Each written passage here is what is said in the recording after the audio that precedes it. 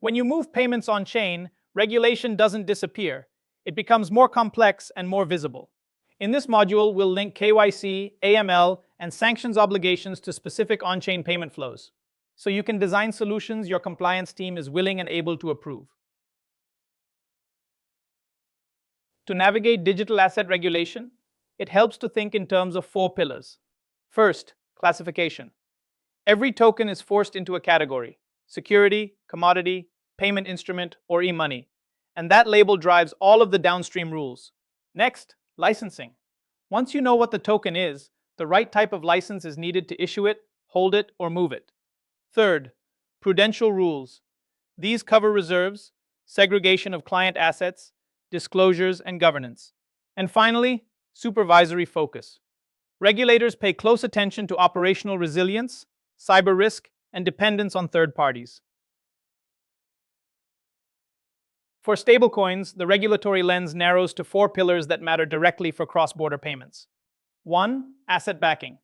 Reserves must be high quality, liquid, and clearly custodied, so funds are actually available when needed. 2. Redemption rights.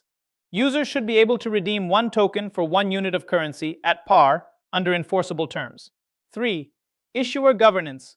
Competent management, audits, and regular transparent reporting. And 4. Transfer rules. Controls over high-risk jurisdictions and non-compliant or unknown wallets. The travel rule says that when value moves between institutions, key identity data has to travel with the transfer.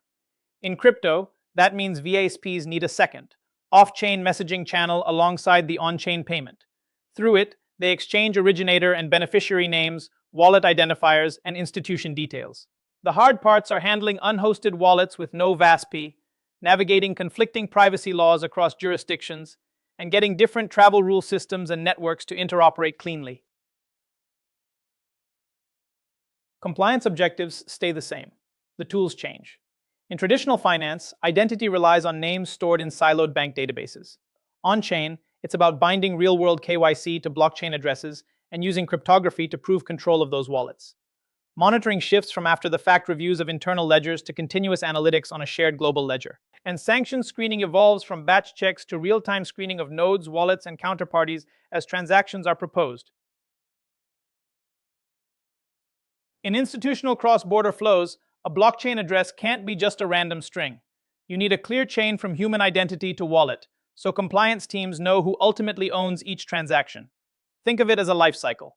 During onboarding and pre-funding, you perform full KYC and verify that the same person controls both the bank account and the wallet. Then you bind that verified customer profile to specific addresses. After that, ongoing monitoring takes over. On-chain behavior or threshold changes can automatically trigger KYC or targeted reviews. For on-chain cross-border payments, picture compliance as a layered filter combining fiat data with blockchain data. You start with name screening, checking originators and beneficiaries against sanctions lists and PEP databases. Next, transaction monitoring looks for unusual amounts, patterns, or jurisdictions. On top of that, blockchain screening evaluates wallet addresses and fund flows before and after the transfer.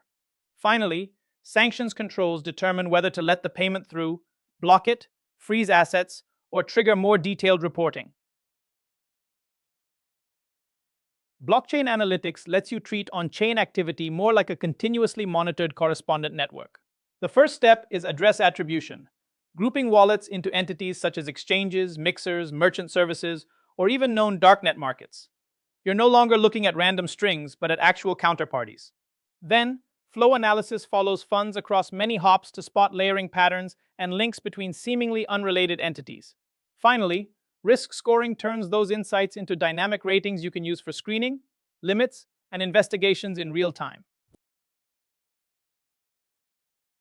To make blockchain analytics actually matter, it has to run as a daily process, not as a one-off tool.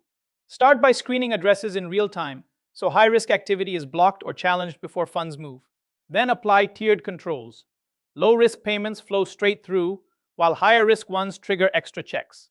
Support analysts with visual investigation tools that use transaction graphs to build SAR or STR narratives quickly. And wrap everything in model governance. Monitor performance, recalibrate thresholds, and document decisions so you can explain them to auditors. Let's zoom out to the big picture of a typical on-chain cross-border payment using a stablecoin. The sender still begins in fiat, funding their bank or fintech account. Institution A acts as the on-ramp. It debits fiat, mints, or acquires stablecoins and sends them over the blockchain. Across the network, Institution B receives those stablecoins and credits the receiver, usually in its own local ledger. From there, the receiver can either hold the stablecoins or cash out to local fiat, depending on the use case. Now, wrap that flow in a full compliance envelope that covers more than just the on-chain hop. At the start, the sender's bank handles KYC, source of funds checks, and risk rating before any crypto is involved. The on-ramp then monitors transactions, scores addresses, and shares the required travel rule data. While the transfer is on-chain, analytics tools continuously screen counterparties.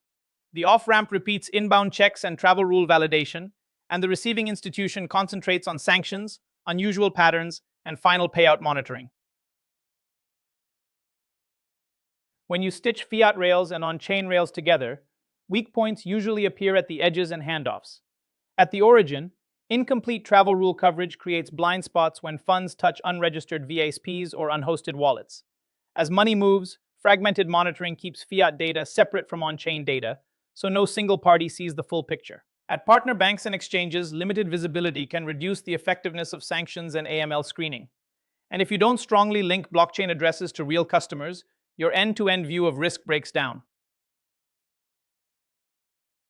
In institutional flows, every major vulnerability needs a clear, intentional control. For unhosted wallets and high-risk jurisdictions, that often means using risk tiers, hard blocks, and very tight whitelists. To deal with pseudonymous on-chain data, pair blockchain analytics with strong travel rule messaging so you know who is behind a transfer. Third-party exchanges and VASPs demand deep due diligence and contractual compliance obligations. And to avoid fragmented oversight, centralize crypto compliance ownership and reporting into unified dashboards. Designing compliant settlement means treating regulation, controls, and analytics as first-class product features. Start by knowing your perimeter, which licenses, stablecoin regimes, and travel rule duties actually apply to your flow. Then, wrap KYC, AML, and sanctions controls around every hop, from fiat funding to on-chain transfer to payout. Finally, use blockchain analytics to connect pseudonymous on-chain behavior back to your institution's risk framework, so compliance stays integrated with how you move money.